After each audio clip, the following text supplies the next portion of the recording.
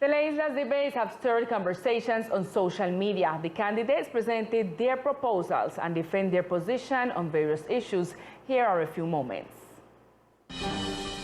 Teleislas debates were successfully held, a space aimed at the community where the candidates for the House of Representatives had the opportunity to present their proposals on specific issues, discuss among themselves the issues that afflict the community and how to solve them, answer questions from the community, and defend their position on the situation that the islanders live today. The event was attended by 8 candidates out of 13 who aspired to work for the department from the Congress. 5 candidates did not respond to the invitation of the regional channel Teleislas. These were some moments. Bueno, primero un saludo a toda la comunidad. Greetings to all the community that listens to us from San Andres, Old Providence, and Santa Catalina, especially to the candidates and to the Congressman Jorge Mendez, who did not attend. I imagine he must be watching it on TV. Vemos que este proyecto o este decreto. We see that this project and this decree is the focus of corruption at this moment, and we cannot lend ourselves to this. One thing is to sell cement, and the other thing is to contract. And you have just made a serious allegation that I had interference in the contracting. Nosotros dejamos obras. We left works under construction, not unfinished. Under construction. The bridge has a contract, the swimming pool has a contract. After a mayor leaves, the works under construction belong to the incoming mayor. He must finish them. This question should be asked to the current mayor of Old Providence. During the debate, several phases were managed. The candidates present their problematic plans, questions posed and moderator were answered.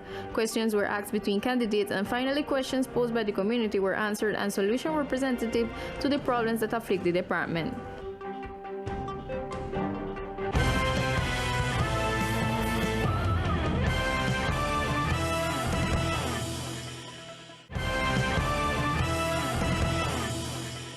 And we talked to the citizens to know their opinion about the debate of the candidates for the House of Representatives.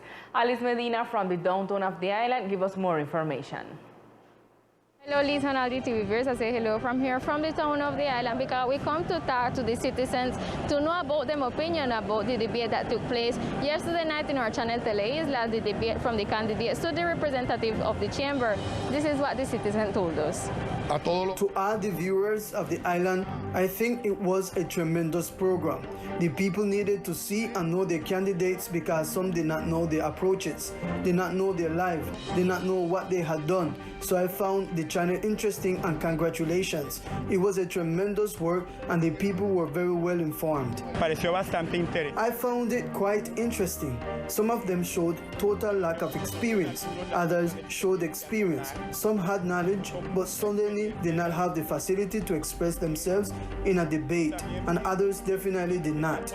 It is clearly noted that the candidate Carlos Bryan has knowledge. If he gets to Congress, he will know what path to take. Arlington Howard also seemed to be fabulous in this presentation, and it is noted that he knows the department. He has the sense of belonging to the department. He is involved, and the pain he has for his island is noted.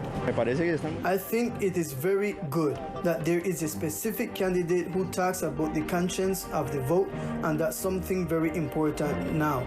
We have to know who to choose for our next elections, so it is not important the resales of the votes.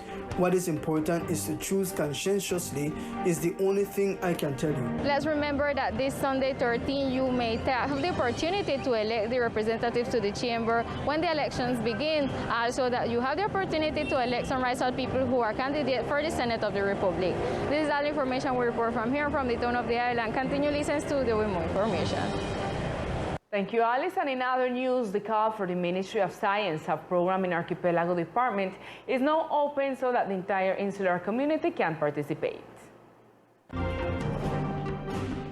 The National University and the Departmental Government Secretariat of Education informed the call of application is now open for those people who meet the profiles required by the entities to join the project's implementation.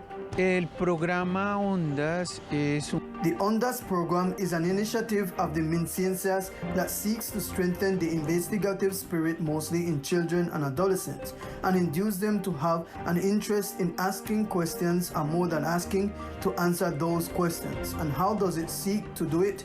In this case, working for the students of the different educational institutions of the archipelago of San Andres, Old Providence, and Santa Catalina. At this moment, there are other cards we have launched. For example, one for the program coordinator, one for operational assistant, administrative assistant, administrative coordinator. And in the next few days, there will also be a card for a communicator who will be in charge of all the dissemination of the UNDAS program. Where are these announcements? They are on the webpage of the National University of Colombia. You look for the Caribbean branch and look for the Services and Contracting tab.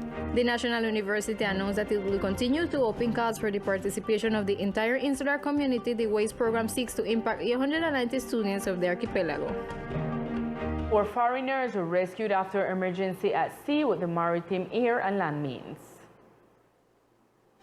20 nautical miles from San Andres, the Colombian Navy Air and Coast Guard unit rescued 4 foreigners, 3 of them Spanish citizens and 1 Jamaican. The authorities informed that the sailboat in which they were being transported ran aground in an area of coral reefs, so they had to use the helicopter to rescue them. It should be noted that the maritime accident occurred due to the difficult weather conditions in the island region. Due to the meteorological conditions, the vessel ran aground and lost navigation near the island of San Andres, especially in the vicinity of East-Southeast Key. The car was attended by the Maritime Traffic Tower of the island of San Andres. After being rescued, the captain of the boat gave thanks for the rapid reaction made by the maritime authorities, who managed to arrive in a short time where they were adrift. When we made the emergency call, immediately, not 5 minutes had passed and they were already on their way, where the Navy used all its means, not only human but material, including the helicopter and lifeboats, and they have attended us, they have advised us and kept us calm. On the other hand, Migration Colombia carried out the corresponding administrative procedures for their transit through the island of San Andres while they returned to their countries of origin. Likewise, the Port Captaincy No. 7 of the General Maritime Directorate and the Coast Guard Station of San Andres support the recovery of the stranded sailboat. And today begins the registration process for citizens who wish to define their second-class military status. The process will be held at the Punto Vive Digital in the Shingle Hill sector. The process of information and registration begins today at the Vive Digital in the Shingle Hill sector. At that point, they will be given the relevant information to each citizen of the island to define the military status. This process will take place from March 8 to March 24th. From March 21st to March 25th, the payment process will be carried out, where the citizen comes with his folder and corresponding documentation for the validation and payment process of his military card. Between 18 and 23 years of age, they must have some legal exceptions, among them that they are parents, belong to an indigenous community, have a disability or a displaced violence, and for those over 24 years of age who already have defined a second-class military situation. The payment process of the military call will take place from March 21st to 25th at the Tamarind Tree House of Culture on the Hill. In order to provide a space for healthy recreation for children and youth of the island, the Secretariat of Mobility will host a cycling tour. This March 12th, the Secretariat of Mobility will host a cycling tour for all the children of the island in order to give them a space for healthy recreation where the children will be offered fun and their right to play will be guaranteed. A cycling tour will take place. The purpose of the activity is to guarantee fun and the right to play to all the children of the island. The activity will be developed jointly with the Sports Department and the Education Department, more directly with the Recreational Center. They will bring games and the Sports Department will also play other types of games. For the development of this activity, the road from the Coral Palace Square to the Sunrise Park will be enabled from 7 a.m. to noon. Children can bring their bikes, skateboards, and roller skates to enjoy a special day of healthy coexistence. And through a press release, the Ministry of Health stated that the results of vaccination in the country are satisfactory. However, it is of vital importance to continue reinforcing the strategies. According to data from the ministry, the country has a coverage of 81.5% of the population with at least one dose of vaccine against COVID-19 and 66.1% with complete schemes. However, they mentioned that there are more than 2 million people who have yet complete schemes in order to reach 70% in this indicator. They also pointed out that the rate of vaccination has decreased, so they called for defining strategies to reach the population that has not been vaccinated or does not have complete vaccination schedules so that the coverage can be improved. We continue with the satisfactory results in the national vaccination plan. We have 81.5% with one vaccine. With complete schemes, we have 66.1%, and we're missing more than 2 million people who have not completed the scheme. However, the pace has slowed down, so we call to continue reinforcing the efforts to reach the population that has no scheme, and we call on the institutions so that we can improve coverage in the territories and especially emphasize on the population under 30 years of age. In this regard, the Vice Minister made a special call for strategies to focus on the vaccination of the population under 30 years of age and to follow biosecurity protocols. And now we continue with sport news of our department with Victor Fusalva.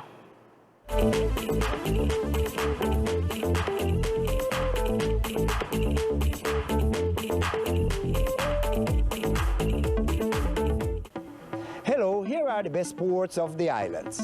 According to experts in sports psychology, the support of the parents is fundamental for the proper growth and training of the children. Children are definitely the future of our society, and they are also the future of the sport of our island.